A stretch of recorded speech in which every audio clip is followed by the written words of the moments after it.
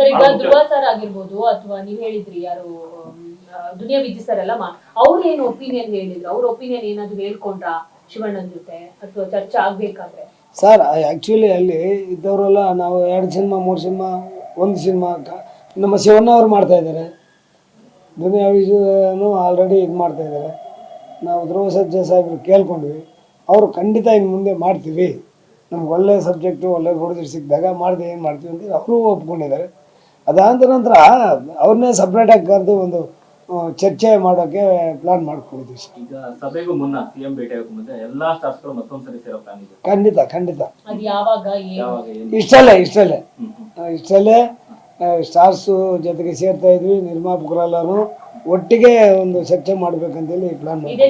CM ಭೇಟಿ ಆದಾಗ sir ಏನೇನು ಬೇಡಿಕೆ ಅಂದ್ರೆ ಟ್ಯಾಕ್ಸ್ ಅಂತ ಹೇಳಿದ್ರೆ ಯಾವ ವಿಚಾರದ? ವಿದ್ಯುತ್ ಅಲ್ಲಿ ಸರ್ ಲ್ಯಾಂಡ್ ಟ್ಯಾಕ್ಸ್ ಆಗ್ಬೋದು, ನಮಗೆ ಸಬ್ಸಿಡಿ ಕೊಡೋದಾಗ್ಬೋದು, ಅದರ ಸ್ಟೇಟ್ಗಳಲ್ಲಿ ಕಡಿಮೆ ಬಡ್ಡಿಗೆ ಒಂದು ಅಷ್ಟು 6% ಹಂಗೆ 1 ಕೋಟಿ 1.5 ಕೋಟಿ ಆ ಥರ ಎಲ್ಲ ತೆಲಂಗಾಣ ಆಂಧ್ರದಲ್ಲೆಲ್ಲ ಇದು ಮಾಡ್ತಾ ಇದ್ದಾರೆ. ಅದೇ ರೀತಿ ನಮಗೂ ಮಾಡಿ, ಏನೀಗ ನಾವು ಕೋಮಲ್ ಸ್ಟೇಜು ಅಲ್ಲ, ಅದಕ್ಕೆ ಸ್ವಲ್ಪ ಪ್ರಾಣ ಕೊಡಿ, ನೀವು ಏನಾರ ಒಂದು ಇದು ಮಾಡಿ ಅನ್ನೋ ರೀತಿ ನಾವು ಅವ್ರನ್ನ ಕೇಳ್ಕೊತಾ ಇದ್ವಿ. ಸಬ್ಸಿಡಿ ಆಗ್ಬೋದು, ಕಡಿಮೆ ಬಡ್ಡಿಯಲ್ಲಿ ಸಾಲ ಕೊಡೋದಾಗ್ಬೋದು, ಸಾಧ್ಯವಾದರೆ ನಮ್ಮ ಸರ್ಕಾರಕ್ಕೆ ಏನೇನು ನಮಗೆ ಉತ್ತೇಜನ ಕೊಡಬೇಕು ಅಷ್ಟನ್ನು ನೀವು ಕೊಡಿ ಅನ್ನೋ ರೀತಿ ನಾವು ಅವ್ರನ್ನ ಬೇಡ್ಕೊಳ್ತಾ ಇದ್ವಿ. ಸರ್ ಈಗ ಮೀಟಿಂಗ್ ಇನ್ನೊಂದು ಮೀಟಿಂಗು ಇದೇ ತಿಂಗಳಲ್ಲಿ ನಡೆಯುತ್ತಾ ಅಥವಾ? ಖಂಡಿತ ಇದೇ ತಿಂಗಳಲ್ಲಿ ನಡೆಯುತ್ತೆ, ಇದು ಎಳ್ಕೊಂಡು ಹೋಗಲ್ಲ. ಒಂದು ಅಣ್ಣವರು ಒಂದು ಡೇಟ್ ಫಿಕ್ಸ್ ಮಾಡಿದ್ದಾರೆ, 20ರಿಂದ 30 CM ಸಾಹೇಬನ್ನ ಭೇಟಿ ಆಗಬೇಕು ಅನ್ನೋದು ಇದೆ, ಅದನ್ನು ಮಾಡ್ತೀವಿ.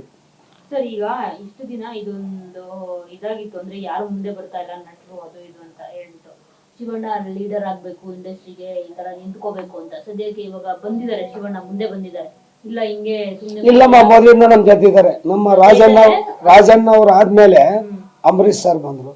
ಅಂಬರೀಶ್ ಅವರು ಆದ್ಮೇಲೆ ನಾವ್ ಏನಾರ ಬೇಕಂದಾಗ ಶಿವಣ್ಣ ಅವ್ರ ಹತ್ರನೇ ಹೋಗ್ತಾ ಇದ್ವಿ. ಅವ್ರು ಯಾವತ್ತೂ ನಮ್ ಜೊತೆಗೆ ಇದ್ದೇ ಇದ್ದಾರೆ, ಇವತ್ತೇ ಅಂತಲ್ಲ.